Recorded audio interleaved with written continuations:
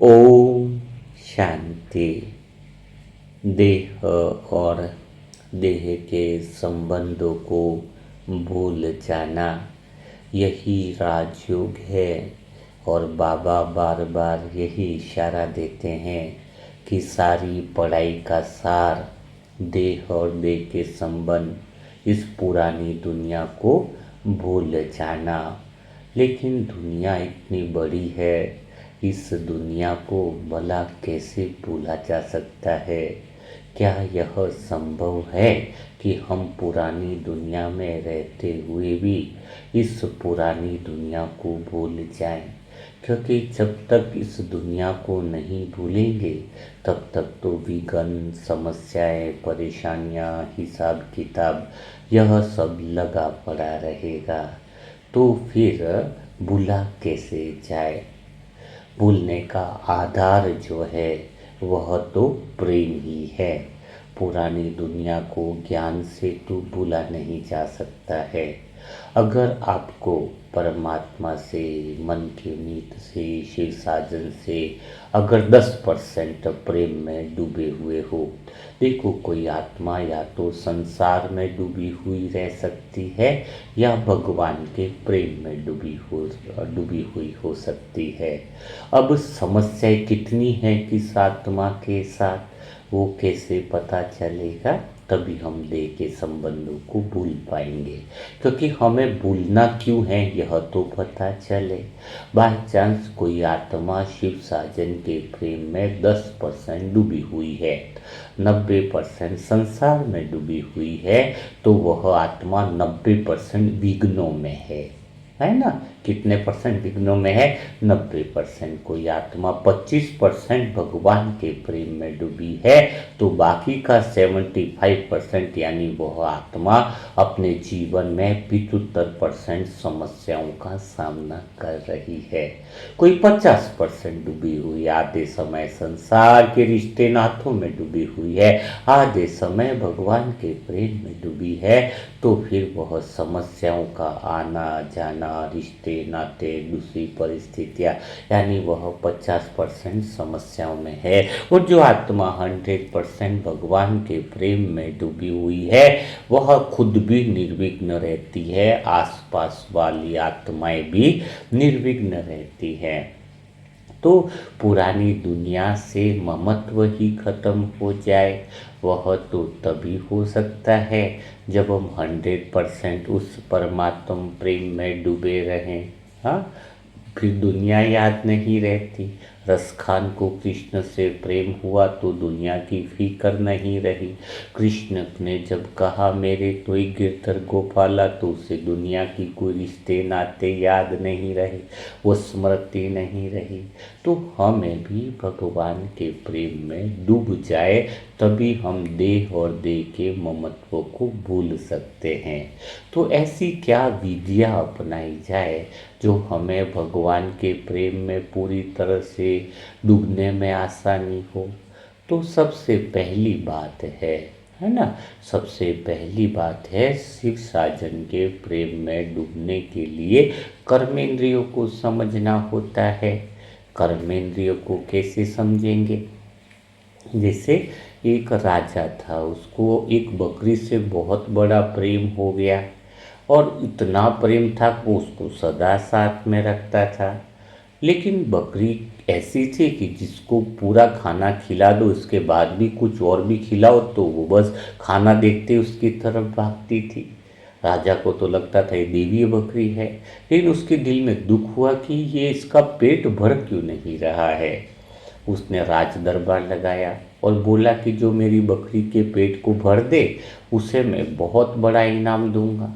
सबने कोशिशें करी, पेट भर भर के खाना खिलाते बकरी को, फिर राजा चेक करता, जैसे उसके सामने हरी घास रखते बकरी फिर खाने लग जाती। तो फिर उसने ऐलान किया कि शायद मेरी बकरी के पेट को कोई भर नहीं पाएगा, और जो भर पाएगा उसको मैं इनाम दूंगा, और अगर अब किसी ने भर नहीं पाया तो मौत की सज़ा दूंगा। तो एक व्यक्ति दरबार में आया, उसने बोला मैं भरूंगा। 2 दिन तक बकरी को लेके गया और ट्रेनिंग दी। जैसे ही वो हरी घास के पास आता खाने के लिए, वो डंडा लेके खड़ा रहता। वो जैसे ही आता खाने के लिए फिर डंडा लेके खड़ा रहता। फिर 2 दिन बाद तो बिना डंडा लिए ही खड़ा रहा, तो भी बकरी डर गई क्योंकि उसको आदत हो गई। फिर जब बकरी को दरबार में लाया गया तो उसने बताया कि मैंने बकरी का पेट भर दिया है, अब वो नहीं खाएगी कुछ भी। तो दरबार में फिर घास को रखा गया, हरी घास को। जैसे ही वो बकरी उसके पास आई, बकरी फिर डर गई और उसने वो घास नहीं खाई। यानी वो घास क्या है और बकरी क्या है, यहाँ पर ये बात समझ में आ जाए तब हम इसी ज्ञान के आधार पर भगवान के प्रेम में डूब सकते हैं। देखो, ज्ञान के आधार पर ही परमात्मा में प्रेम में डूबना सही दिशा होती है। तो बकरी है हमारी कर्मेंद्रिया। जैसे बकरी को कितना भी खिला दो वह उसका पेट नहीं भरता है, वैसे हम अपनी कर्मेंद्रियों को कितना भी संसार का रस का स्वाद दे दें, कितना भी दे दें, है जीभ में कितना भी खिला दे, थोड़े समय बाद फिर खिलाओगे और मांगेगा। हाँ, कर्मेंद्रियों को कितना भी, आँखों को कुछ और सुख दे दो, बोलेगा और सुख चाहिए। घर में किसको मोबाइल चाहिए, मोबाइल दिला दो, थोड़े टाइम के बाद बोलेगा और दूसरा मोबाइल ला करके दो, नया आया है। कपड़े दे दो, थोड़े टाइम के बाद बोलेंगे फिर ये वाली चमक वाली ये चीज़ आई है। तो जितना संसार के रस में कर्मेंद्रिया डूबती हैं उतना ही ज़्यादा खाली होती है, कम नहीं होती है। सबसे बड़ी बात है, हमने सोचेंगे कि आज 56 के मिष्ठान बना लेते हैं तो हमारा मन संतुष्ट हो जाएगा। आज खा लिया, 2 दिन बाद और ज़्यादा खाने की इच्छा होगी, 3 दिन बाद और 56 के 58 बना दूँ मन करेगा। हाँ, पानी पूरी बनाए, बोले अब तो पानी और कुछ नया वेराइटी का बनाएंगे। जो शराबी 2 पैक पीता है कि बस अब तो मज़ा आ जाएगा, 4 दिन बाद बोलेगा 2 पैक की जगह 4 पैक पीना है। जो 2 सिगरेट वाला वो 3 सिगरेट पी जाएगा। तो ये कर्म इंद्रियाँ हैं, हाँ, जो कभी भी संसार का रस कितना भी दे दो। ये मनुष्य की खोपड़ी कुछ इस तरह की बनी हुई है जहाँ पर ये खोपड़ी कभी भरती ही नहीं है। अगर कोई खोपड़ी का कमंडल भी बना दे तो कहते हैं कि वो भरता नहीं है। तो जो कर्मेंद्रिया, जो संसार के रस में जो आत्माएं डूबी हुई हैं, वह कभी भगवान के प्रेम में डूब नहीं सकती है।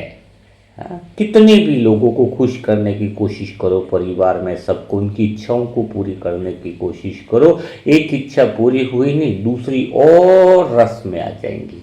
और वो इसलिए बकरी मैं करती है। मैं यानी अहंकार, जिसका मैं जिंदा उसकी बकरी जिंदा है। जिसका मैं समाप्त हुआ वह भगवान की तरफ डूबता है। तो जिसका जितना ज़्यादा मैं बड़ा है, जिसकी कर्मेंद्रिया संसार की तरफ बहुत ज़्यादा रस लेने में लगी हुई है। एक तो होता भोग करना, एक होता उपयोग करना।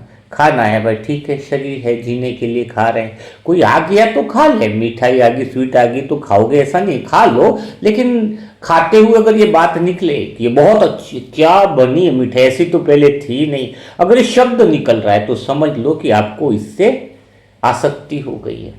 वो शब्द ही बताता है कि आप उससे आकर्षण में हो। खाने के लिए मनाई थोड़ी कि भाई हम कर्मेंद्रियों का रस ही नहीं लें। चलो बहुत अच्छी अच्छी थाली में परोस कर ही कोई खाना आ गया है तो बस खा लिया, अच्छा है, ठीक है, अच्छा है कहना भी ठीक है। लेकिन बस अरे आज पहले तो मैंने ऐसा कभी खाया ही नहीं, आज जो ऐसा बनाया है ना सच में बहुत बढ़िया है। ये क्या है? ये आकर्षण है। खाओ, भोग करो, उपयोग करो, भोग नहीं। भोगना बन गई, ये तो कर्मेंद्रिय में फंस गए। हाँ, यही अच्छा है, इससे तो अच्छा है ही नहीं। तो जो कर्मेंद्रियों के रसों में संसार जिसके रस में डूबना चाहती है कर्मेंद्रिया, वो भगवान के रस में डूब नहीं सकती है। सिर्फ साजन के प्रेम में और डूबेगी नहीं तो समस्याएं खत्म नहीं होगी, निर्विघ्न वो बनेगा नहीं। उसकी बात हम और लेंगे। लेकिन पहली बात ये खुल करके आई कि जब बाबा कहते कि देह और देह के संबंध और पुरानी दुनिया को भूलो, तो पुरानी दुनिया को भूलने के लिए ये समझ आनी चाहिए कि मैं जिस कर्मेंद्रियों को संसार में भगाया, संसार में रस लेने के लिए, वह वहाँ पर न शांति मिली, न सुकून मिला, बीमारियाँ मिली, परेशानियाँ मिली, हर जगह है। तो जब वो आत्मा ये जब सोचती है कि मैंने संसार के लिए कितना कुछ किया, लेकिन क्या संसार ने कभी आपको पूरा किया? आपने रिश्ते को निभाने में उम्र लगा दी, पूरी उम्र लगा दी ना, समय लगा दिया आपने कि रिश्ते अच्छे से निभ जाए। रिश्ते बढ़िया हो, कितना कुछ लगा दिया आपने, लेकिन क्या किसी रिश्ते ने तुम्हें शांति दी? ईमानदारी से पूछो। आपने उसको खुश करने के लिए बहुत कोशिशें कर दी और अभी भी कर ही रहे हो। हाँ, लेकिन क्या किसी रिश्ते ने तुम्हें शांति दी? जितनी मेहनत तुमने रिश्ते निभाने में कर दी, उतना अगर भगवान के साथ निभा दिया हो तो रिश्ते भी अच्छे ही चलते और सुकून भी मिलता। तब दिल के अंदर भाव उत्पन्न होता है कि मैंने ताउम्र लगा दी इस रिश्तों को निभाने में, लेकिन मुझे कुछ नहीं मिला। हाँ, कुछ भी नहीं मिला। हर राह में मंजिल खोजी, हर मुस्कान में सहारा खोजा, लेकिन इस संसार में कुछ भी नहीं मिला। क्यों नहीं मिला? संसार की महफिलें पल भर की कहानी है। संसार की ये जो महफिलें देखते हो, संसार की महफिलें पल भर की कहानी है। यहाँ की खुशियाँ भी पानी की रवानी है। जिस दिल को शिव साजन के नाम का सहारा मिल जाए, उसकी हर सांस ही सच्ची यादगार की निशानी है। चाहे कितनी भी महफिल है, बर्थडे पार्टी मना लो, ये मना लो, सब पल भर की कहानी है। आज है सब खा पी के जाएंगे, दूसरे दिन बस भूल जाएंगे। तो इसलिए कहते हैं कि यहाँ की खुशियाँ भी पानी की रवानी। बस पानी बहता है, वैसे खुशियाँ भी बह जाती है, कोई खुशी टिकती नहीं है। लेकिन जब दिल में उस साजन के रस आ जाए, साजन का सहारा आ जाए, तब कहेंगे कि जीवन सुखद बन गया है। संसार के रस और आकर्षण से दूर होना, यही जीते जी मरना है। बिना जीते जी मरे देह और देह के संबंध और संसार के संबंध को भूला नहीं जा सकता है। सारे लोग दुनिया में बहुत मरते हैं, अगर पूरा दिन का डाटा निकाले तो लाखों करोड़ों लोग मरते हैं, लेकिन कोई विरला ही होता है, कोई कोटों में कोई होता है जो जीते जी मर जाता है। जो जीते जी मर जाता है, बाबा उनकी बात करते हैं। किसकी बात करते हैं? जो जीते जी मर जाता है। जीते जी मरने का अर्थ यह नहीं है, कि संसार से दूर हो जाए। जीते जी मरने का अर्थ है कि आत्मा संसार की कर्मेंद्रियों के रस से उपराम हो जाए। जब समझ और बैठती जाती है ना गहरी, हाँ, कौन सी? कि संसार की हर वस्तु, हर रिश्ता, हर आकर्षण एक दिन छूटने वाला है। यह ज्ञान है। ज्ञान क्या कहता है? कि संसार की हर वस्तु, हर रिश्ता, हर आकर्षण एक दिन छूटने वाला है। जब यह बात ज्ञान की दिल में उतर जाए तो शिव साजन से संबंध बनता है। क्यों? क्योंकि संसार का रिश्ता टूटने वाला है, संसार का संबंध छूटने वाला है, लेकिन शिव साजन से जो संबंध है वो अविनाशी है, कभी नहीं टूटता है। यही वह प्रेम है जो आत्मा को जीवन का असली अर्थ समझाता है। सच में यह ज्ञान उतर जाए कि संसार का रस, संसार का आकर्षण पल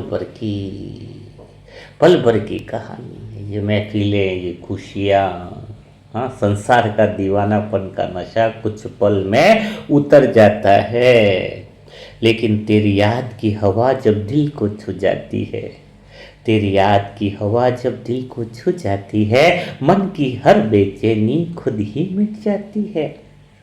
दुनिया चाहे कितनी उलझन दे दे, तेरी स्मृति हर राह खुशियों से सज जाती है। हाँ?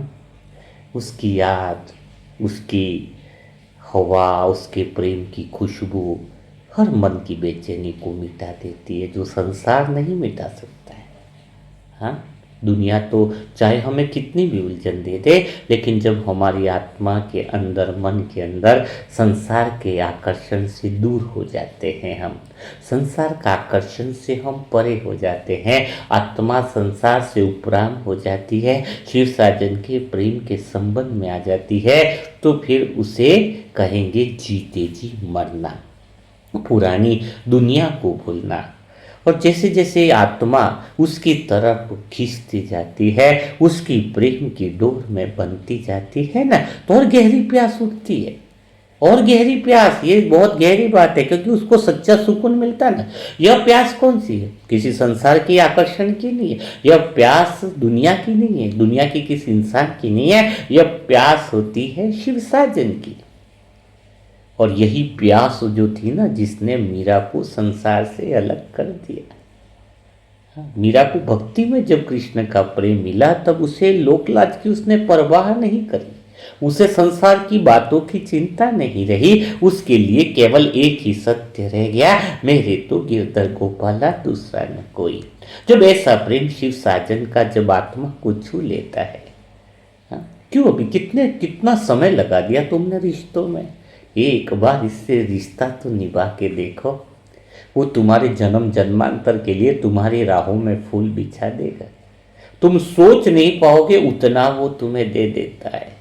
बस एक बार वो प्रेम जो है सच्चे दिल से तुम्हारे अंतर मन को छू ले तो संसार की हर आवाज धीरे धीरे दूर होने लगती है। संसार की आवाज सुनाई नहीं देती है क्योंकि प्रेम की गली के अंदर आत्मा की अनहद धुन होती है। ओ ओ ओ अनहद नाद, अनहद प्रेम की नाद, वो प्रेम की अनहद नाद है जो दो तालियों की आवाज नहीं, एक ताली की आवाज। एक ताली की आवाज सुनिए कभी, एक हाथ से कभी तुम बजा सकते हो ताली, वो आवाज है, वहां पे किसी दो की टकराहट नहीं है, प्रेम की सुगंध है। आत्मा को जब समझ में आता है संसार के आकर्षण से परे होती है, उपराम होती है, तो संसार की आवाजें छोटी लगने लगती है। पहले जो दुख ऐसा लगता था कि इसको हम सहन नहीं कर सकते हैं, अब यह केवल एक अनुभव बन जाता है क्योंकि आत्मा को एक नया सहारा मिल जाता है। शिव साजन का प्रेम, दुनिया की रौनक आंखों को भा सकती है, पर दिल की तन्हाई नहीं मिटा सकती है। दिल का जो अकेलापन है ना, उससे भगवान ही मिटा सकता है। कुछ देर के लिए आंखों को ये दुनिया अच्छी लग जाए, लेकिन मन की बेचैनी, दिल का अकेलापन, वो तो भगवान के नाम से ही मिट सकता है। जिस दिल में उसके नाम की लौ जल जाए, उसकी हर राह खुद ही मुस्कुराती है, उसे मेहनत नहीं करनी पड़ती, उसका जीवन खुशहाल बन जाता है, जीवन सुखद बन जाता है। तो दुनिया की रौनक आंखों को भा सकती है, पर दिल की तन्हाई नहीं मिटा सकती है। जिस दिल में तेरे नाम की लौ जल जाए, उसकी हर राह खुद ही मुस्कुराती है।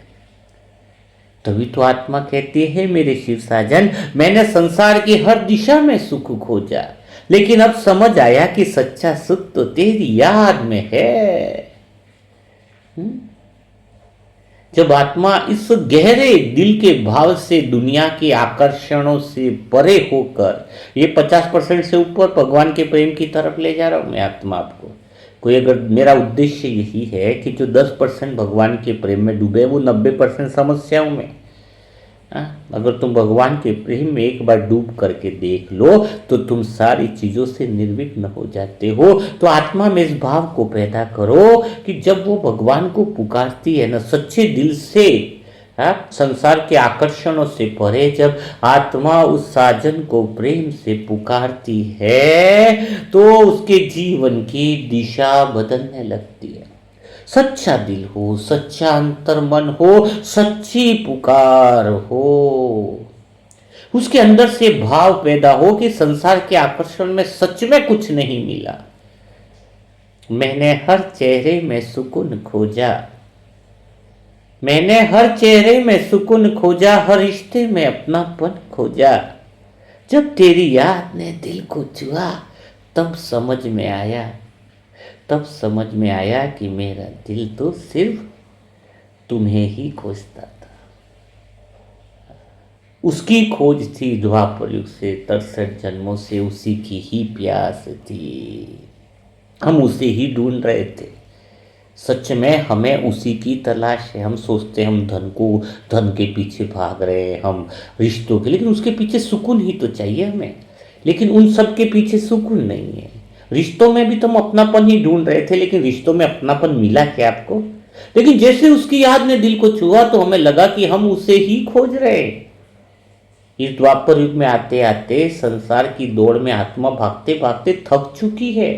अब उसे समझ में आ गया है आत्मा को कि यहाँ हर चीज क्षणिक है, हर चीज, यहाँ की दौलत भी कब मिट्टी में मिल जाएगी तुम्हें पता भी नहीं चलेगा। इसलिए कहते हैं कि समय पर सफल करो। यहाँ की दौलत भी मिट्टी में मिल जाती है, यहाँ की शोहरत भी हवा में खो जाती है। जिसे तुम घमंड कहते हो कि मेरे दो दो बड़े मकान है, मेरे बैंक बैलेंस है, एक सेकंड में समाप्त हो जाएगी शोहरत। तो यहाँ की दौलत भी मिट्टी में मिल जाती है, यहाँ की शोहरत भी हवा में खो जाती है। लेकिन भगवान का प्रेम ऐसा है जो आत्मा को परम शांति में ले जाता है। फिर क्यों नहीं डूबते हो उस परम शांति में, उस परम मौन में, उस परम प्रेम में? मिल जाएगी दौलत मिट्टी में, शोहरत भी हवा में चली जाएगी, कुछ काम नहीं आएगा। क्यों यहाँ के महफिलें, यहाँ के महलों, यहाँ के साधनों के पीछे पागल होकर के बैठे हो मेरी प्यारी सजनियों? बाबा की आत्मा, बाबा तुम्हें पुकार रहा है, शिव साजन तुम्हें पुकार रहा है। यहाँ की महफिलें पल भर में सिमट जाती है, यहाँ की खुशियाँ भी बिखर जाती है। लेकिन जिस दिल में शिव साजन की याद बस जाए, उसकी हर सांस अमर हो जाती है। हर सांस अमर हो गई, काल से परे हो गई, अकाल मृत्यु, यानी जिसको कहते हैं समय से भी जो पार चला जाए। हर सांस को अमर कर लो। हाँ, यहाँ कुछ भी नहीं, जो ताश के पत्तों की तरह ढेर लग जाते हैं, कभी भी बिखर जाते हैं। यहाँ की खुशियां एक दिन घर में देखो कितना अच्छा माहौल रहता है, 2 ही दिन लगता है, हाँ, पूरी खुशियां समेट जाती है। तो यहाँ की महफिलें पल भर में सिमट जाती है, यहाँ की खुशियां भी बिखर जाती है। जिस दिल में शिव साजन की याद बस जाए, उसकी हर सांस अमर हो जाती है। डूब जा उस परमात्म प्रेम में। जब आत्मा इस गहरे दिल के भाव में कि संसार का आकर्षण कुछ भी नहीं है, इस भाव को, इस ज्ञान को दिल में उतार देती है, तब आत्मा शिव साजन की याद में बैठती है, तो उसे भीतर में वो गहरी शांति की लहर उतर जाती है। ऐसा लगता है कि आज पहली बार आत्मा ने गहरे शांति के सागर में उतर गई हो। ऐसा लगता है जैसे भीतर में कोई प्रेम का संगीत बज रहा हो, मधुर संगीत, संसार के आकर्षणों से पार उस शिव साजन के प्रेम का मधुर संगीत बज रहा हो। यह संगीत शब्दों का नहीं होता है, यह तो शिव साजन के प्रेम का संगीत होता है। यह वही अनहद ध्वनि है जो आत्मा की असली पहचान है, शिव साजन की पहचान है। ओ आत्मा की अनहद नाद जो है वो शिव साजन की अनहद नाद है। मूल केंद्र की जो अनहद नाद है, मूल केंद्र की एक ही ध्वनि है। कौन कहता है आत्मा बोलती नहीं? आत्मा एक ही बात बोलती है, शिव साजन की भाषा बोलती है। वो पुकार रही है साजन की, शिव साजन की वो प्रेम की संगीत की मधुर पुकार तुम्हारे अंतर्मन में दिल को जब छू जाए तो प्रेम का संगीत बजने लगता है, रोम रोम उसमें बहने लगता है। उसे सचमुच अनुभव होने लगता है आत्मा को कि कुछ तो बदल रहा है, क्योंकि वो संसार के आकर्षणों से पार हो गई, संसार का रस लेने से दूर होकर के उपराम हो गई। संसार से जब आत्मा उपराम हो जाती है तो उसका देखने का तरीका बदल जाता है, सोचने का तरीका बदल जाता है, जीने का तरीका बदल जाता है। ऐसी आत्मा जो भगवान के प्रेम में डूबने लगती है, संसार की चीजें उसे पहले जैसी आकर्षित नहीं करती है। हाँ, बस वो उसी की याद में रहती है सुबह से शाम तक, बस वो ही प्रेम और कुछ भी नहीं। मेरी हर सुबह तेरे नाम से उजली होती है, मेरी हर शाम तेरी याद में ढली होती है। मेरी हर सुबह तेरे नाम से उजली होती है, शिव साजन मेरी हर शाम तेरी याद में ढली होती है। दुनिया चाहे कितनी दूर क्यों न हो जाए दुनिया चाहे कितनी दूर क्यों न हो जाए, मेरी रूह तो तेरी राहों में पली होती। बस मैं आत्मा तेरी बाहों में डूब जाऊं, तेरे प्रेम की बाहों में समा जाऊं, मैं तुझ में खो जाऊं, तू मुझ में खो जाए और कुछ बाकी न रहे, तेरी मेरी प्रेम की कहानी अमर हो जाए। बस यही जीवन है। यह प्रेम कहानी बड़ी अद्भुत है। ये संगम युग नहीं है, ये प्रेम का युग है। संगम युग, स्वदर्शन चक्र 84 जन्मों की कहानी नहीं है। ये आत्मा और शिव साजन के बिछड़ने की, मिलने की प्रेम कहानी है। जो कहता है कि 84 जन्मों का कहानी सुनाओ, रटम रटाया वहां पर जाते हैं, हाँ, कैंप में जाते, सुनाते भी ऐसे जैसे कि रटा रटा है। वो ज्ञान है, दिल में कहाँ उतरा है। जब ऐसे 84 जन्मों की कहानी में आत्मा सुनाती हूँ तो मुझे लगता है कि ये मेरी और साजन की प्रेम कहानी है, कि मैं कैसे उससे बिछड़ गई, मैंने कैसे उसको पुकारा और कैसे मैं वापिस मिल गई। ये तो आत्मा और शिव साजन के मिलन की, बिछड़ने की, याद की, विरह की, तड़प की और उसके प्रेम में समा जाने की कहानी है। नाम न दो उसको आत्मा के 84 जन्मों की कहानी, मैं तो कहता हूं ये आत्मा के और शिव साजन के प्रेम की कहानी है। यह प्रेम कहानी बड़ी अद्भुत है। जिसने प्रेम कहानी को समझ लिया मानो उसने जीवन को समझ लिया। शिव साजन की याद में डूबे रहे, अब संसार की कोई चाह बाकी नहीं रही, एक ही इच्छा रह जाती है, तब कहेंगे जीते जी मरना। उसकी ही याद रह जाए, शिव साजन की याद रह जाए, उसके प्रेम में डूबे रहे। अरे शिव साजन, तेरे से प्रेम इतना जबरदस्त हुआ है, अब कुछ संसार का आकर्षण वैसे भी नहीं रहा। कोई कर्मेंद्रिया नहीं जाती है अब संसार में, कोई संसार की चीज साजन अब आकर्षित नहीं करती है। मेरी हर धड़कन तेरे नाम से चलती है, मेरी हर सांस भी तेरी राहों में ढलती है। दुनिया चाहे कितनी भी बदल जाए, मेरी रूह तो तेरी याद में ही, तेरे प्रेम में ही पलती है। यही अवस्था है जीते जी मरने की अवस्था, यही अवस्था है देह और देह के संबंधों को भूलने की अवस्था। यह आत्मा संसार से भागती नहीं है, लेकिन संसार के मोह से मुक्त हो जाती है। वह कर्म करती है, लेकिन कर्म का बोझ नहीं उठाती है। वह रिश्ते भी निभाती है, लेकिन आसक्ति से मुक्त रहती है। किसी की कोई सहारा नहीं, किसी से इच्छा नहीं, कोई अपेक्षा नहीं, कोई सहारा नहीं चाहिए, कुछ भी नहीं चाहिए। यहां पर आत्मा बिंदास खड़ी है, इसी पल, इसी सेकंड में। जब सहारे सहारे छोड़ दे तो भगवान का सहारा मिलता है। अब मुझे कोई मंजिल नहीं चाहिए। शिव साजन, सच कह रही हूं मैं आत्मा, दिल से ये आवाज निकल रही है, मेरे दिल में उठते हुए वो प्रेम भाव निकल रहे हैं कि अब मुझे कोई मंजिल नहीं चाहिए, अब मुझे कोई मंजिल नहीं चाहिए, अब मुझे कोई सहारा नहीं चाहिए। अगर तेरी याद दिल में बस जाए तो मुझे यह संसार भी नहीं चाहिए। बस एक ही चाहत है कि तेरा प्रेम मेरे दिल में बस जाए। कल संसार को छोड़ता हूं, आज छोड़ दूं, आज छोड़ता हूं, अभी छोड़ दूं, इसी पल, इसी सेकंड सारे संसार को मैं स्वाहा कर दूं। एक ऐसा यज्ञ है ये। कौन कहता है यज्ञ में विकारों की आहुति दो?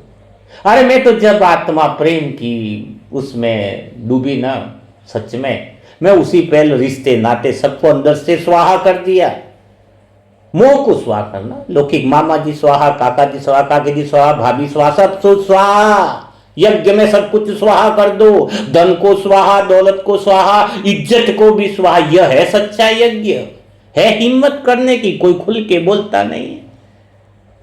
हाँ, एक ऐसा यज्ञ हो जिसके अंदर रिश्ते नाते, धन दौलत, शोहरत, इज्जत, सब कुछ स्वाहा कर दो, तब उठेगा भगवान का प्रेम। डरते हो, इसको रहने देते हो, इसको स्वाहा नहीं करते, रहने दे तो फिर जीते जी मरना कैसे हुआ? जहां तुम कोई इंसान मरता है तो उसे पुराने रिश्तों की याद कहां से रहती है, पुराने नातों की याद कहां से रहती है? हाँ, रिश्ते स्वाहा करने का अर्थ उनको मारना नहीं है। आत्मिक दृष्टि से वो मेरा रिश्ते में न पति है, न भाई है, न माँ है, न बाप है, वो आत्मा है, एक उससे भी गहरा रिश्ता है। उससे भी गहरा रिश्ता है। वो गहरा रिश्ता जो भगवान के प्रेम से पनपा है। सब कुछ स्वाहा करो इस पल में, कि सब कुछ स्वाहा तेरा तुझको अर्पण, कहाँ लागे मेरा, कहाँ लागे मेरा। जब वो मिल जाए तो संसार की चाहत क्यों रखते हो। जब दिल में ऐसी पुकार उत्पन्न हो जाए, तू मिल जाए तो संसार न मिले, तू मिल जाए तो संसार की जरूरत ही नहीं मुझे, तब कहेंगे जीते जी मरना, तब कहेंगे देह और देह के रिश्तों से उपराम होना। तो अब मुझे कोई मंजिल नहीं चाहिए, अब मुझे कोई सहारा नहीं चाहिए। अगर तेरी याद दिल में बस जाए तो मुझे यह संसार भी नहीं चाहिए। और जब आत्मा इस प्रेम में पूरी तरह डूब जाती है, तब उसके जीवन की हर सांस एक ही सत्य सुर में गाने लगती है। उसका दिल गुनगुनाता है, उसका मन प्रेम के संगीत में डूब जाता है कि मेरे शिर साजन, तेरा प्रेम ही मेरी सबसे बड़ी दौलत है। अंदर ये गुनगुनाता हुआ स्वर आ जाए कि मेरे शिव साजन, तेरा प्रेम ही मेरी सबसे बड़ी दौलत है, तेरी याद ही मेरी सबसे बड़ी शक्ति है, और तेरा साथ ही मेरी सच्ची शांति है। जब वो साथ है तो फिक्र किस बात की है? जब वो साथ है तो फिक्र किस बात की है? उसका प्रेम ही सबसे बड़ी दौलत है। बाकी जो दौलत है वो प्रेम की भूख में लगा देंगे। उसका प्रेम फैलाने के लिए नहीं लगा सकते क्या? 40 बुकें बन रही है। ज्ञान को प्रेम में भी ला रहा हूं, तो प्रेम को सेवा में भी बदलना सिखा रहा हूं। जबरदस्ती नहीं है किसी को, लेकिन मैं निमित्त आत्मा हूं तो कहने का फर्ज बनता है, कहने का फर्ज बनता है। किसी को पर्सनली फोन करके नहीं बताया जाता कि आप इसमें करो, ये करो, कभी नहीं, कभी नहीं किया। जो बोला जाता है यहाँ के मुख्य द्वार, यहाँ के केंद्र से बोला जाता है, किसी को व्यक्तिगत फोन नहीं किया आज तक। कितनी बड़ी कमाल की बात है, क्योंकि प्रेम की बात है। हम दीवानियों से बात करते हैं, शिव सजनियों से बात करते हैं, हम तो उन आत्माओं से ही बात करते हैं जो भगवान के प्रेम में डूबी है, और उनके पास कुछ है तो वो प्रेम को बहाने में लगा देंगे। तो ज्ञान प्रेम में बदले, प्रेम सेवा में बदले तो जीवन धन्य में हो जाए। अगर ज्ञान ज्ञान रहे तब तो भी अधूरा है, ज्ञान प्रेम में बदल जाए तब भी अधूरा है, लेकिन प्रेम अगर सेवा में बदल जाए तो समझ लेना कि सच्चा समर्पण चालू हो गया। अगर प्रेम सेवा में नहीं बदला, कुछ है लेकिन पकड़ कर रखना चाहते हो, कुछ एक्स्ट्रा है लेकिन पकड़ कर रखना चाहते हो, सेवा में नहीं लगाना चाहते हो। अभी 40 बुक बन रही है, बन चुकी है, लिखी जा चुकी है प्रेम की वो बुकें, लेकिन वो डिमांड भी बहुत है। लेकिन आप सोचो, एक बुक 100 छपाएंगे तो सस्ता पड़ता है, 10-20 करेंगे तो एक बुक की कीमत बहुत कॉस्ट बढ़ जाती है। सोचो, अनुमान लगाकर सोचो, 40 बुकें तैयार है। जो बोला गया वो यहां हुआ ना। ऐप बनी तो ऐप बनी, बुक छपी तो मिली हार्ड कॉपी चाहिए। जो बोला वो होता है, क्योंकि यह शब्द भगवान के हैं, यह कार्य भगवान के हैं। तो एक ही बात है, क्या है? अंदर से अगर सच्ची पुकार है कि अब मुझे कोई मंजिल नहीं चाहिए, मुझे कोई सहारा नहीं चाहिए, अगर तेरी याद दिल में बस जाए तो मुझे संसार भी नहीं चाहिए, तो सेवा में भी डूब जाओ, उसके अच्छे कार्यों में डूब जाओ। अगर है क्या, और नहीं है धन तो संकल्प में डूब जाओ। कौन कहता है धन लगा? सेवा में डूब जाओ। तुम जाओ, सेवा करो, दिल से जाकर सेवा करो तो वो मदद मिल जाएगी। जो जो कर सकता है उस प्रेम में डूब जाए। और जिस दिन आत्मा इस प्रेम को पा लेती है, उस दिन उसे समझ में आता है कि संसार का सबसे बड़ा सुख क्या है। सबसे बड़ा सुख है परमात्मा की याद में डूबना। आज जिस आत्मा को यह समझ में आ जाए कि संसार का रस किसी काम का नहीं है, संसार का रस जो है वो प्यास जगाने वाला है, संसार का रस, कर्मेंद्रिय का रस शरीर को समाप्त करने वाला है, संसार का रस शरीर में बीमारी बढ़ाने वाला है। लेकिन जो इस चीज को समझ जाए, कि क्या समझ जाए कि भगवान का प्रेम, भगवान के प्रेम में डूब जाना, इससे बड़ा कोई सुख नहीं, और भगवान के प्रेम में सबको डुबा देना, इससे बड़ा कोई पुण्य नहीं। कैसी बाबा मजेदार बातें निकालता है। मैं आत्मा तो हुई ऐसी प्रेम की दीवानी, शायद सबको पसंद आए, पर मेरी आप बीती तो सुना उसको, भले कोई सुनने के लिए तैयार तो हो गए। इसलिए अंदर की वो बातें मैं आत्मा आपको सुनाती रहती। उसके प्रेम में डूब जाए तो उससे बड़ा सुख है ही नहीं। कभी भूल सकते हो उस साजन को? बताओ, है हिम्मत भूलने की? चलो चाह करके भी भूल पाओगे उस शिव साजन को? बताओ है क्या? चलो आधे तुम संसार के आकर्षण में लगे, लौट के तो बुद्धू घर को आए, आना इधर ही है, क्योंकि सुख तो इधर ही है, बाहर तो सिर्फ जूते ही है, बाहर तो सिर्फ धोखा ही है, बाहर तो सिर्फ मुखोटा ही है, बाहर तो दिखावापन ही है। वही तो मोह है कि 10 चप्पल खा के तुम उसी प्रेम और उसी रिश्ते में घुसे रहते हो। यही तो मोह है। 10 जूते खाते हो, 10 बातें सुनते हो, फिर भी वहीं फंसे रहते हो। तो भूल पाओगे उस साजन को? बताओ। जब आना इधर ही है तो पूरा आओ ना भाई। मैं आत्मा तो दिल से कहती हूं कि मैं तुझे भूल जाऊं ऐसा कभी होगा नहीं। मैं तुझे भूल जाऊं ऐसा कभी होगा नहीं। तेरी याद के बिना दिल कहीं होगा नहीं। संसार चाहे लाखों रंग दिखा दे मुझको, संसार चाहे लाखों रंग दिखा दे मुझको, तेरे प्रेम से सुंदर रंग कहीं होगा नहीं। तेरे प्रेम से सुंदर रंग कहीं होगा नहीं। उसका प्रेम का रंग कुछ ऐसा चढ़ा है कि अब उसे बोलना मुश्किल है। उसकी याद के बिना सच में दिल कहीं लगता ही नहीं है। संसार कितने रंग दिखा दे, धन दौलत दिखा दे, बड़ी बड़ी बिल्डिंगें दिखा दे, बड़ी बड़ी चाहते दिखा दे, पर भगवान के रंग के आगे सब रंग फीके लगते। भगवान के रंग के आगे सब रंग बहुत फीके लगते हैं। उसके प्रेम का रंग ऐसा चढ़े तब कहेंगे जीते जी मरना, तब कहेंगे देह और देह से ममत्व निकालना। एक ही मंजिल रखो और कोई लक्ष्य मत रखो, ये कर लूं वो कर लूं। तेरी राहों में चलना ही मेरी मंजिल है। लक्ष्य क्या होना चाहिए? क्या लक्ष्य बनाओगे?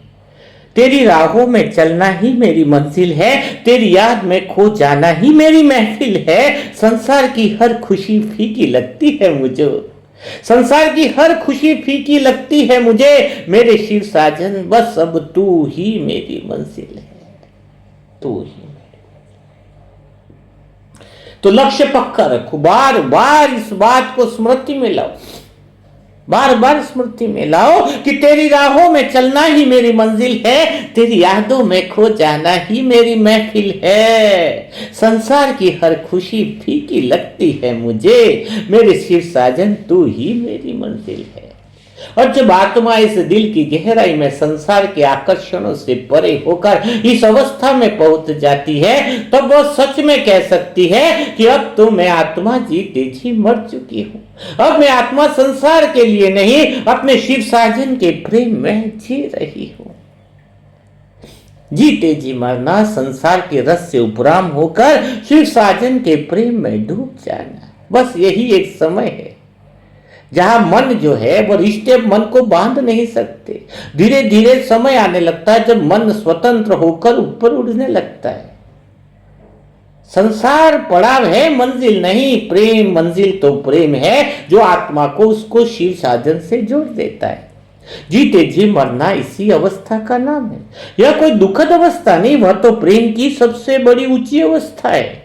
जब आत्मा संसार के आकर्षण से मुक्त होकर परमात्म प्रेम में डूब जाती है, तब वह जीते जी मरने का अनुभव करती है। संसार की हर चाह एक दिन मिट जाती है, कोई चाह नहीं बचेगी, वैसे भी मिटनी है। संसार की हर चाह एक दिन मिट जाती है, हर उम्मीद समय के साथ सिमट जाती है। जिस दिल को तेरे प्रेम का सहारा मिल जाए, वही प्रेम अमर बन जाता है। उसका प्रेम अमर है। सारी चाहते मिट जाएंगे, सारी उम्मीदें समय के साथ नष्ट हो जाती है। उसका प्रेम जो है वो अमर है और आत्मा का स्वभाव प्रेम ही है।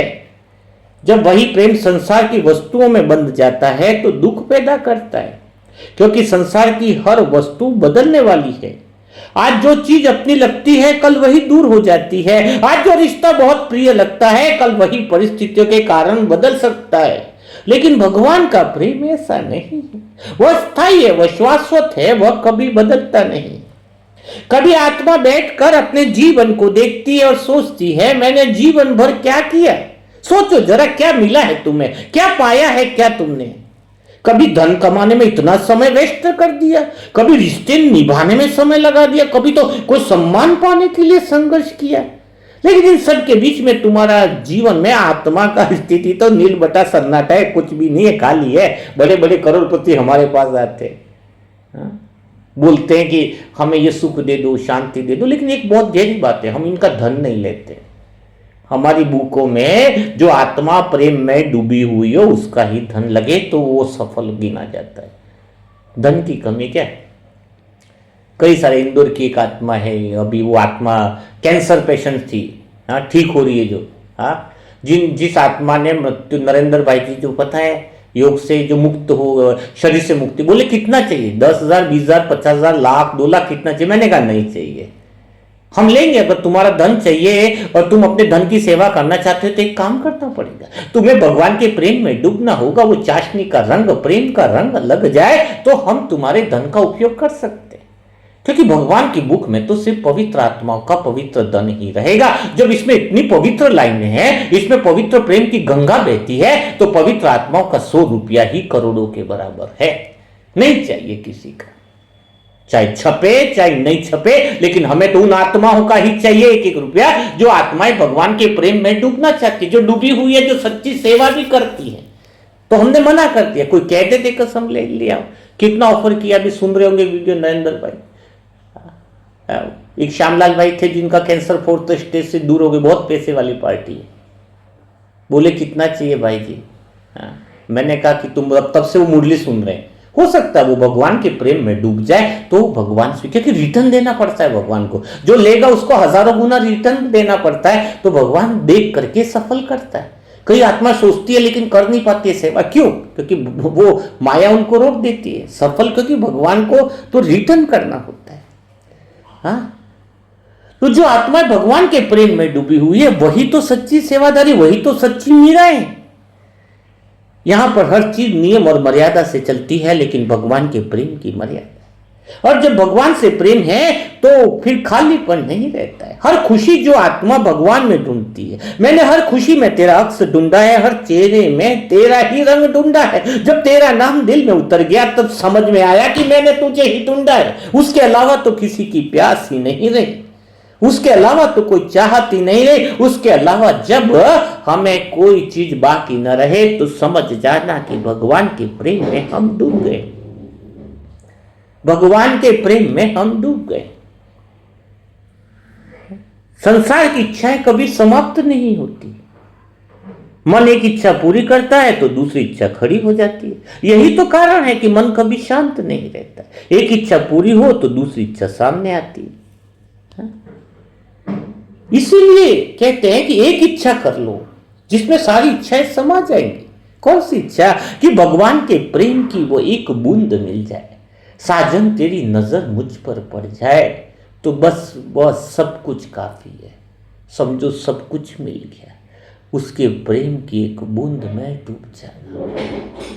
तेरे प्रेम की एक बूंद मिल जाए अगर तो संसार की सारी चाह मिट जाए। मेरी शुरुआत में यही चीज चाहता था मैं, कि बस तू मुझे मिल जाए, तेरी नजर मुझ पर पड़ जाए, तेरे प्रेम की एक बूंद मिल जाए अगर तो संसार की सारी चाह मिट जाए। जिस दिल में तेरा नाम उतर जाए वह दिल फिर कहीं भटक न पाए। सच में उसका प्रेम जब उतर जाता है फिर उसका दिल और मन कहीं नहीं भटकता है। अगर सच में अभी भी माया में मन जाता है, सच में कर्मेंद्रियों के रसों में जाता है, तो अभी वो परमात्म प्रेम पूरी तरह उतरा नहीं है। होगा उतरा 10% भी, लेकिन जब भगवान का प्रेम सच्चाई में उतर जाएगा ना तो माया की स्थिति खराब हो जाएगी। वो टच भी नहीं कर पाएगी आपको, डरेगी, वो दूर से सलाम करके निकल जाएगी। सलाम करेगी माया आपको। जब आत्मा इस सच्चे परमात्म प्रेम में डूबने लगती है ना तो स्वतः ही वो माया का रस फीका पड़ने लगता है, बहुत फीका। वैराग्य जबरदस्ती नहीं आता है, प्रेम से आता है। जब जबरदस्ती से लाया हुआ वैराग्य ज्यादा समय टिकता नहीं है। परमात्म प्रेम का आकर्षण हो जाए, परमात्म प्रेम का अनुभव हो जाए तो संसार का आकर्षण स्वयं छूटने लगता है। दुनिया की चमक आंखों को भा सकती है, ध्यान रखना। कपड़े, मॉल, पिक्चरें थोड़े टाइम अच्छी लग सकती है तुम्हें, पर दिल की प्यास नहीं बुझा सकती है। जिस दिल को उसके प्रेम की आदत हो जाए ना, उसे दुनिया की कोई चीज रिझा नहीं सकती। सच में एक आदत है, एक प्रेम का जिसको नशा चढ़ गया ना साजन का, उसको फिर कुछ भी अच्छा नहीं लगता है। सच में वो घूम करके थोड़ा बहुत कुछ देखेगा, मन उसके पास चला जाएगा। ये बात शायद वापस रिपीट करता हूं कि दुनिया की चमक आंखों को भा सकती है पर दिल की प्यास नहीं बुझा सकती है। दुनिया की चमक आंखों को भा सकती है पर दिल की प्यास नहीं बुझा सकती है। जिस दिल को तेरे प्रेम की आदत हो जाए, जिस दिल को तेरे प्रेम की आदत हो जाए, उसे दुनिया की कोई चीज रिझा नहीं सकती। हाँ? जब आत्मा दिल से कहने लग जाए कि मुझे संसार की कोई चीज की कामना नहीं बची, बस मुझे केवल तेरी याद चाहिए, बस मुझे तेरी निकटता चाहिए, बस मैं तेरी नजर मुझ पर हो, तब कहेंगे कि सच्चा जीते जी मरना। तब कहेंगे देह और देह के संबंधों को भूलना। जब उसके बिना हर चीज अधूरी लगे, उसके बिना यह दुनिया अधूरी लगे, उसके बिना यह खुशी भी अधूरी लगे, तब सब कुछ वो गहरा प्रेम पनपता है। तेरे बिना यह दुनिया अधूरी लगती है शिव साजन। यही मेरे मन के मीत, आज दिल की बात तुमसे कह रही हूं। अब कहीं मन नहीं लगता इस संसार में, इस संसार के आकर्षण में कहीं पर भी मन नहीं लगता। न किसी से बात करना, न किसी के साथ जाना, बस चले जाते हैं पर मन नहीं लगता है। तेरे बिना यह दुनिया अधूरी लगती है, तेरे बिना हर खुशी भी दूरी लगती है। जब तेरी याद दिल में उतर आती है, तब हर सांस भी जरूरी लगती है। वरना ऐसा लगता है कि सांस भी निकल जाए तो जाने दो, जिस सांस में भगवान की याद न हो। हाँ, भगवान की याद है तो सांस लेना भी जरूरी है, वरना लोगों की याद में वो सांस भी क्या सांस लें। जीते जी मरने का अर्थ यही है कि आत्मा संसार के रस से इतनी उपराम हो जाए कि संसार से मुक्त रहने लग जाए। जैसे कमल का फूल पानी में रहता है लेकिन पानी उसे भिगो नहीं पाता है, उसी तरह आत्मा संसार में रहती है लेकिन संसार उसे बांध नहीं पाता है, बिल्कुल नहीं। क्योंकि उसकी श्वास में, उसकी रोम रोम में वो भगवान का नाम गूंजता रहता है, मेरा बाबा, मेरा बाबा। मेरी हर सांस तेरे नाम से सजती है, मेरी हर सांस शिव साजन तेरे नाम से सजती है, मेरी हर धड़कन तेरी याद में बसती है। दुनिया चाहे कितनी दूर हो जाए, मेरी रूह तेरी राहों में ही हंसती है। जब आत्मा इस अवस्था में पहुंचती है तब उसके जीवन की दिशा बदल जाती है। अब उसे संसार की दौड़ में भागने की आवश्यकता नहीं रहती, अब शांत होकर जीने लगती है। अब उसका हर कर्म सहज हो जाता है, अब उसका हर संकल्प पवित्र हो जाता है, क्योंकि उसके दिल में केवल एक ही भावना रह जाती है, मेरे शिव साजन में केवल तुम्हारी हो। वो फिर भटकना छोड़ देती है दुनिया में, क्योंकि उसका प्रेम ही मंजिल बन जाता है। वो आत्मा दुनिया की राहों में भटकना छोड़ देती है और शिव साजन की याद में जीना सीख लेती है। अब उस आत्मा को कोई मंजिल नहीं चाहिए, उसका प्रेम ही उसको मंजिल मान लेती है कि शिव साजन का जो प्रेम है वही मंजिल है। तो यही है देह और देह के बंधनों से मुक्त होना। बाबा ने आज मुरली में कहा था, मीठे बच्चे में ही कहा था कि पुरानी दुनिया और देह के ममत्व से देह के ममत्व को निकालो, यानी देह और देह के संबंधियों का ममत्व निकालो, यानी जीते जी मरना हो गया। पुरानी दुनिया को भी भूलना यानी जीते जी मरना हो गया। तो आज इसी को थोड़ा सा ज्ञान के हिसाब से क्लियर किया कि जब तुम्हारी आत्मा में संसार का कोई आकर्षण न बचे, तभी कहेंगे सच्चा प्रेम भगवान के प्रेम में डूबने पर ही यह सारी चीज़ें संभव है। ठीक है, तो आज का मुरली मंथन आपको कैसा लगा? क्योंकि मुरली मंथन का सार एक ही है कि अब मैं संसार का नहीं रहा, अब मैं केवल तेरा हो गया। मेरे शिव साजन तेरे प्रेम में मेरी हर श्वास भी क्या हो गई, हर श्वास खो गया उसके प्रेम में। हाँ, अब मैं संसार का नहीं रहा, अब मैं केवल तेरा हो गया मेरे शिव साजन, तेरे प्रेम में मेरा हर श्वास भी खो गया। यानी रोम रोम उसमें डूब गया है, कुछ बचा नहीं। तो ज्ञान यह कहता है देह देह के संबंधों को भूलो, और ज्ञान कहता है कर्मेंद्रियों के रस से दूर जाओ तो ही तुम दुनिया को भूल सकते हो। ज्ञान कहता है कि कर्मेंद्रियों के रस से तुम सदा दूरापन रहोगे, लेकिन यह बात जब दिल में उतर जाए, और यह ज्ञान की बातें दिल में तभी उतरती है जब उस शिव साजन से प्रेम होता है। तो देखो, आप आत्माओं को पहले तो शिव साजन का संबंध निभाते होंगे, आप कैसे है क्या है। शायद पिछले कुछ दिनों से जहाँ तक मुझे आत्मा को दिल से अनुभव हो रहा है कि आप आत्माएं क्या कहती हैं कि शिव साजन से आपका संबंध गहरा हुआ, तो कमेंट बॉक्स में ज़रूर लिखिएगा। अगर सच में आपको लगता है कि हम शिव साजन का जो संबंध है हमारा पहले से गहरा हो गया है, पहले से अच्छा गहरा क्यों हुआ पता है? प्रेम गहरा तब होता है जब हम सामने वाले की बातों को, दिल की बातों को, भावनाओं को समझ लेते हैं, तो प्रेम गहरा होता है। तो अब शिव साजन से प्रेम इसलिए गहरा हुआ है कि तुम्हारा ज्ञान के आधार से प्रेम है, कि संसार के आकर्षण से परे जाने का साधन, कर्मेंद्रियों के रस से दूर जाने का साधन जो है वो शिव साजन का प्रेम है। तो क्यों शिव साजन का प्रेम चाहिए? जीते जी मरना है तो उसका प्रेम, उसके प्रेम में सुन, तो ये सारी चीजें क्लियर हो रही है ना आपको। तो अब शिव साजन की वो मीरा 40 बुके है ना, तो कोई मीरा 2 मीरा तो बन चुकी है। मीरा नंबर 1 और मीरा नंबर 2 आ चुकी, यानी 2 बुकों का पब्लिकेशन की बाबा ने, उन सज्जनियों ने व्यवस्था करी है। हाँ, अब बाकी हैं 38 मीरा चाहिए शिव साजन को। और मुझे देखो मजा आता है, मैं ईमानदारी से कहूँ, मैं आत्मा किसी को भी फोन नहीं करती। कोई आत्मा बोल दे कि मैंने उसके लिए कभी फोन किया हो, किसी को भी, कोई आत्मा। हाँ, क्यों? क्योंकि मुझे भरोसा है जिस आत्मा में प्रेम होगा शिव साजन का वो करेगी। मुझे क्यों फिक्र करने की जरूरत है? अच्छा बताओ, मैं क्यों टेंशन लूं? हाँ, मैं आत्मा क्यों टेंशन लूं? मुझे नहीं करने फिक्र। मेरा काम था बाबा ने निमित्त बना करके अंगुली से लिख लिख करके, अंगुलियों के फोटो, मुझे तो नहीं देखा कभी, फोटो जरूर डालेंगे। पुराने भी जब लिखा सूज गई थी अंगुली, सूजन आ गई थी, तो लिखने का काम है वो कर दिया बाबा ने, लिखवाया हमें तो पता भी नहीं है।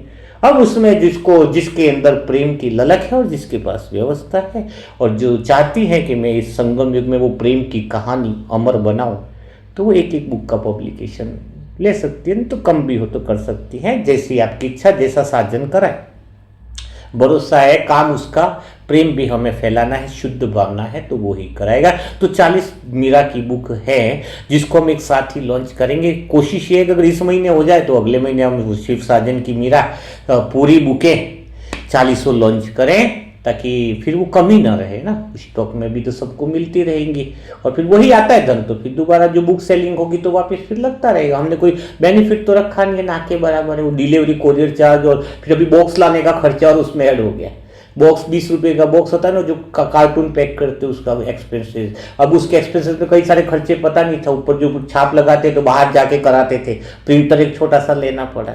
हाँ, ये ऐप जो बनी है उसका महीने का मेंटेनेंस भी आता है, तो काफ़ी सारे एक्सपेंसेस रहते हैं। जो समझदार है वो सारी चीज़ों को समझ पाता है। तो ये तो सब कोई किसी व्यक्ति के लिए नहीं है, किसी इंसान के लिए, ये तो सब हमारे शिव साजन उसके प्रेम को बढ़ाने के लिए है। तो जो भी आत्माएं 2 हैं, मीरा 1 और 2 तो बन गए, मीरा नंबर 3 से शुरुआत है। जो बनना चाहे वो व्हाट्सएप में अपना जरूर करें, लेकिन सिर्फ मनसा सेवा ग्रुप की आत्माओं से निवेदन है, बाकी हम किसी से कुछ भी नहीं करते हैं। तो मोबाइल नंबर है 7202921969। मीरा नंबर 3 से शुरुआत है। देखते हैं 40 तक मीरा आत्माएं कहाँ तक, क्योंकि देखो ज्ञान सुनने के लिए नहीं बनाए। अर्जुन को कृष्ण ज्ञान सुनाते, बोले तुझे ज्ञान सुना रहा हूं, ज्ञान सुना रहा हूं, तू लड़ना मत। वो कहता मैं लड़ूंगा नहीं, तुम ज्ञान सुनाओ। तो गीता का कोई महत्व तक है?